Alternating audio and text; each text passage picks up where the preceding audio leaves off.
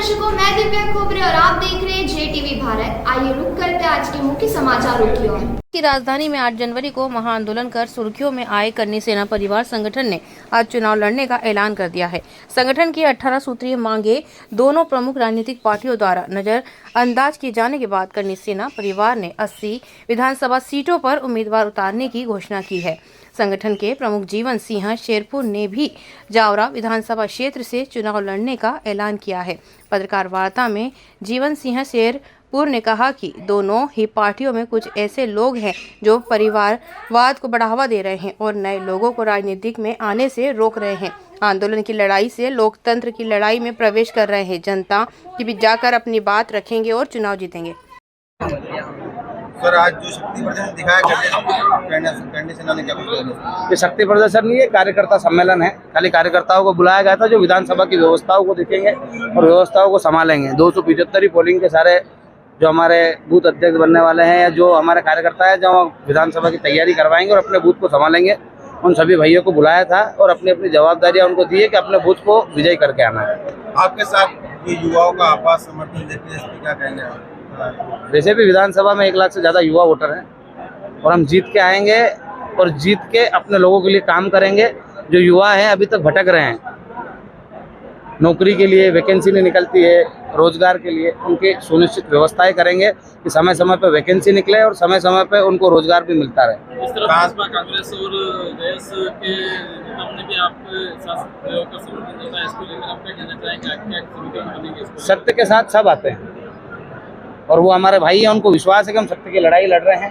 तो हमारे जयस के जो भाई आए थे उन्होंने हमें समर्थन दिया, हम उनका भी आभार व्यक्त करते हैं। तो उन्होंने हम पे विश्वास जताया और कहा कि हम उनके जितने भी वर्ग के वोट हैं वो सब हमको दिलाएंगे और मेहनत भी करेंगे। यहाँ पे भारतीय जनता पार्टी और कांग्रेस के भी कितने ही कार्यकर्ता है जो उनके नेताओं से प्रताड़ित है, विचारधाराओं से प्रताड़ित हो गए कि क्या विचारधारा है किसी व्यक्ति की।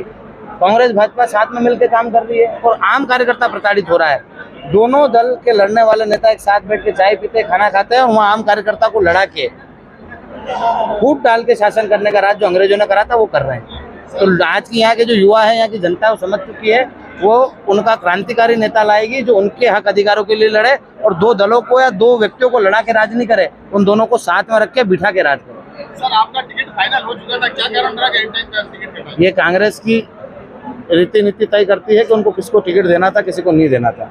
अब उनको लगता होगा कि मैं उनके किसी काम का नहीं हूँ तो मेरे को टिकट नहीं दिया। क्या आप निर्दलीय चुनाव लड़ेंगे?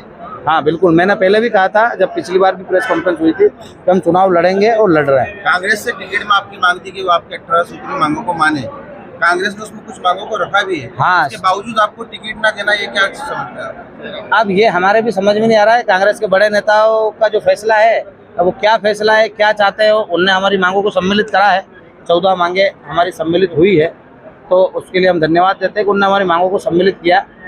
पर हमारी एक मांग उसके साथ ये भी थी कि हमारा व्यक्ति विधानसभा में होना चाहिए, हमको टिकट भी चाहिए। हमने खुले मन से मांग करी थी और खुले मन से ही बोल रहे थे। गारंटी के तौर पर आपने टिकट मांगा कि यदि आप मांगों को सम्मिलित करते हो और उसको पूरा नहीं करते हो तो जो हमारा व्यक्ति हो वह विधानसभा में आपके विरुद्ध लड़ सके। इसका खमियाजा कांग्रेस को भुगतना पड़ेगा?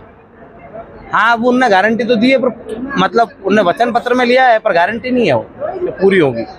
गारंटी के तौर पर हमने टिकट मांगा था कि यदि आप वचन पत्र में शामिल करोगे तो ही हमको टिकट चाहिए, नहीं करोगे तो नहीं चाहिए। और उन्होंने वचन पत्र में शामिल करी है तो उनको टिकट भी देना था ताकि उनकी बात पूरी होती। विधानसभा आपको उतरेंगे?